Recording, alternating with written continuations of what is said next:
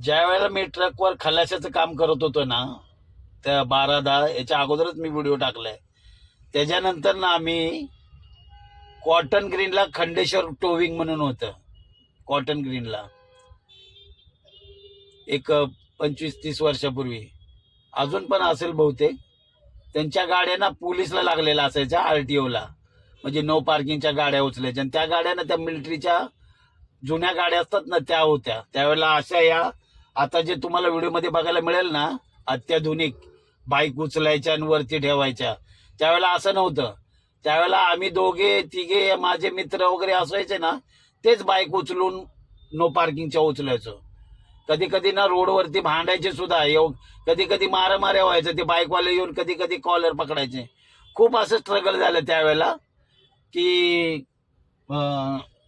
या अशा गोष्टी घडलेल्या असायच्या.